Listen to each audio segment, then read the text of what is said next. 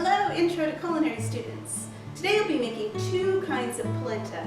We'll be making creamy polenta, and we'll also be making a polenta cake. I'd like to talk to you a little bit about the cheese that we're going to use first. I have this nice product here, this Parmesan Reggiano, and what I wanted to tell you is that if you just take a look at the ingredients on the products that you're using, you'll see that this just has 3 ingredients. So milk, salt, and rennet. It's a pretty natural product, and we're going to grate this. And fresh grating this is going to melt really nicely in our finished creamy polenta. We're also going to use it to garnish for our polenta cake and creamy polenta. There's another product out there that a lot of you are probably familiar with. It's grated. It's not freshly grated, it's grated Parmesan. And just take a look at those ingredients, and we see that this has at least 5 ingredients. And one that is added is cellulose to prevent caking. So that's also going to help stop the melting process, so you're not going to get as nice of a melt from this product.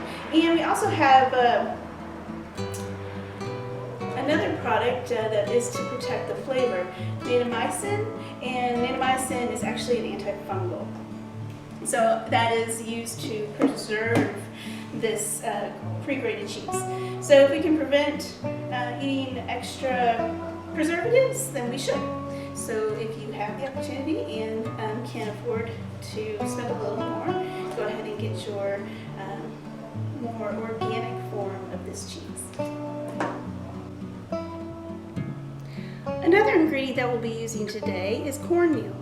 So I'd like for you to look at a coarser ground cornmeal. That I'm using this is the Red Mill Coarse. This is also a really great product. It's a War Eagle cornmeal, but it's a lot finer. So I want you to see that consistency. This is the finer cornmeal, great for cornbread, and this is the more coarse, which is wonderful for polenta. What will happen is if you use a finer cornmeal, it's a really good chance that your polenta is going to come out pasty instead of nice and creamy. So pasty instead of more like a porridge. Alright, let's get started. So I've got a tablespoon of butter in each of these pots. We're going to be simultaneously making the creamy and the polenta cake at the same time.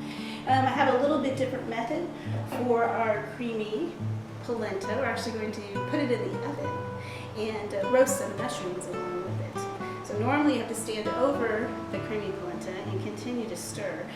Treat it a lot like you would a risotto, all constant supervision and making sure it doesn't burn or get too thick. Alright, that butter's melted. In goes the shallots.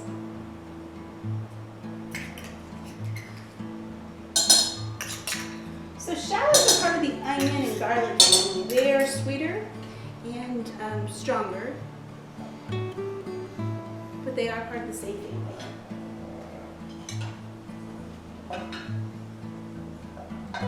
So we don't want to caramelize the shallots, just want to sweat them.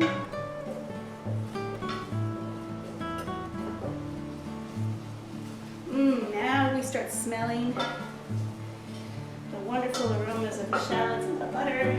Go ahead and turn the heat down just a little bit to make sure that we're not going to brown these shallots. We're just going to sweat them.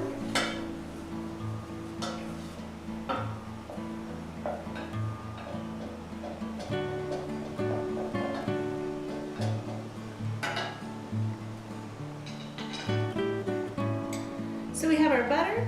You also, for our polenta cakes, we're actually going to use chicken stock, and we're also using milk.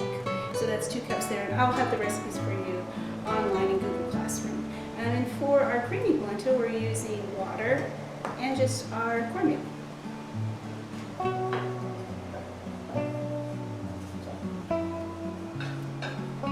All right, those shallots are looking nice. Let's just give them another minute. I have minced the shallots, so they are tiny. So they're going to sweat and cook very quickly. So I always love the flavor of onion and garlic in my food, but I'm not a big fan of getting huge chunks of those while I'm eating it. So the finer I can get my garlic and onion, I like it best. I like to have that flavor without getting those big, huge chunks. Not everybody would agree with me, but that's the way we're going to cook today. All right, let's go ahead and add the water. So this is going to be for our polenta, our creamy polenta. And this will be for our polenta cake.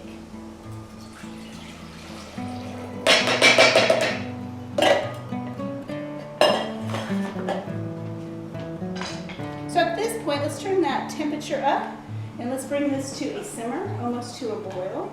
And you know that that's about 185 degrees Fahrenheit. Once you get to 212, you're going to get a rapid boil. That is the temperature for boiling water.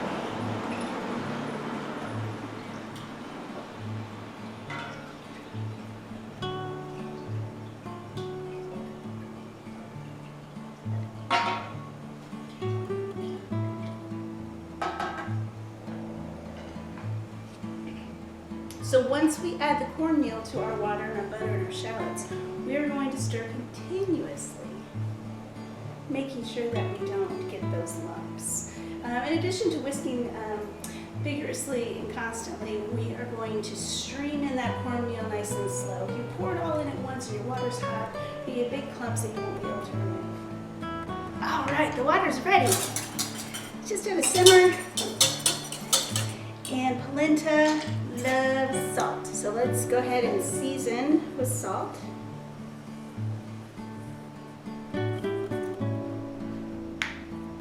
And this is going to be for our creamy. So just slowly whisk as you're gently pouring in. There we go. Okay.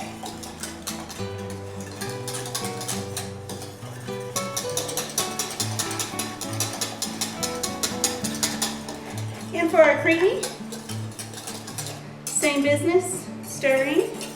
I'm going to turn that heat down just a little bit.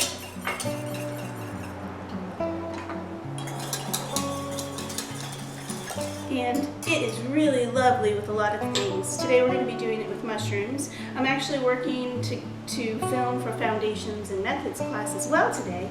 And so at the end you'll get to see this dish plated with protein and sauce. So that'll be nice for you to see where we can go with all of this. But for now, an intro, we're going to continue to learn to cook grains and vegetables. We've done a lot of focus on potatoes, rice, which we know that Arkansas is the leading producer in the United States. Almost 50% of rice comes from Arkansas in our nation. We worked a little bit with oats, making granola, and now cornmeal. And of course you've learned wonderful things about salads. All right, so our creamy polenta, we're going to put a lid on it, and I have my oven preheated to 325, and that's going to take approximately 20 to 30 minutes as well.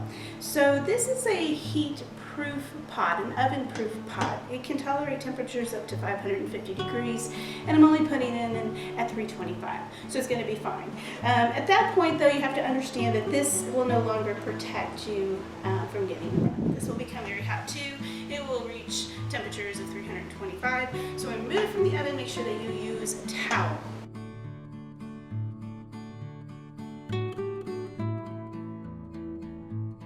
So let's taste our polenta. It's important to taste as you go. We don't want too grainy of a texture.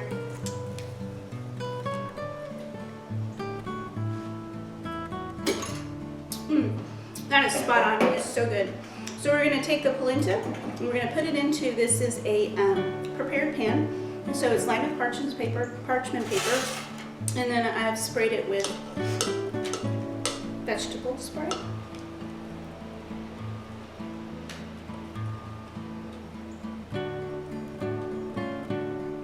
Trying to get every last little bit of that goodness out of there. Here we go. And then this is an offset spatula, which I love to use for cake decorating, but it also comes in handy when you're trying to work in a pan that has sides. So a little trick here is to put that in water so it doesn't stick. And that is a little trick I use in cake decorating as well. So shake off the excess water, and then let's just spread this out all the way to the sides. That starts to stick. Put it back in the water. And let's try to get this as even as possible. There we go. Got a little thicker on one side than the other. Kind of thick in the middle there too. You know, when we're baking, we actually run our hand across it to make sure it's nice and smooth. But we're not baking. This is not a total, so we have to make sure. Just kind of use your eye to get that level. That looks pretty good. Start to stick a little again. Let me dip that back in the water and just get this spread out to the sides. Wonderful. So this is going to go into the refrigerator, and if you can leave it overnight, that's great. I'm going to put it in the blast chiller. That's my freezer, so that we can plate it here in just in about an hour. I did want to show you this finely grated Parmesan. I love to use a fine grate when we're going to melt because it goes so much faster, and that goes for Alfredos and cheese sauces as well. This is my microplane, and then you would just gradually go back and forth, and then knock the cheese out of the other side. Then also have a cheese slicer here. The tendency is to pull towards you again. This blade is really sharp, so for safety reasons, let's work away from us. So this is for presentation reasons. This block of cheese is at room temperature. Look at that beautiful curl I got. Oops, it fell right there. But that's okay. So that's going to go on our final mushroom creamy polenta dish as a garnish. So that's fun. You can practice. And again, not moving towards you, but away from you.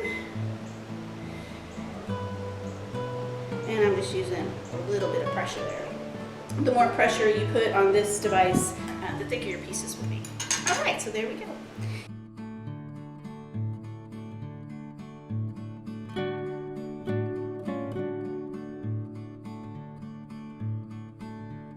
So I've already cut the polenta. It froze nicely, and I let it come back to a thaw.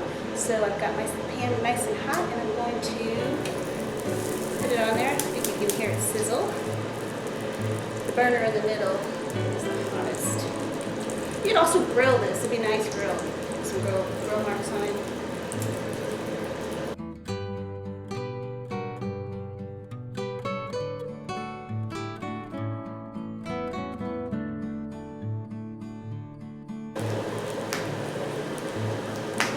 Looks like we've got a polenta cake that needs to be turned. Oh yeah, nice. It's got some caramelization on it. I think this one too. Yeah. We just want these to be really rustic. I'm not a real big fan of this pan, so I'm in the market for a nice skillet for Mother's Day.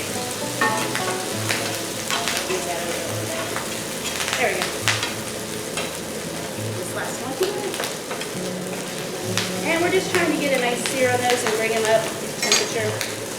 Turn it down a little bit now.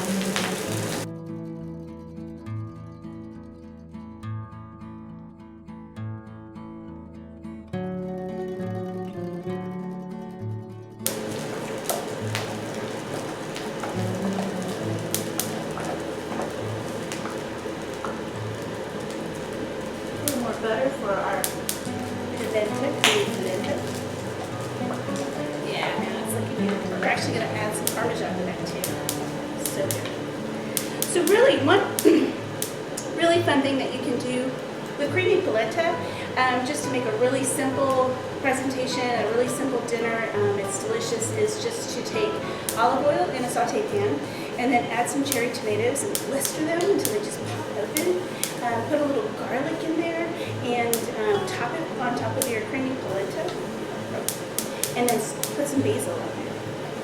It's delicious. And again, if you did that recipe and did not add cream or butter to your, or cheese to your creamy polenta, you could keep it vegan as well.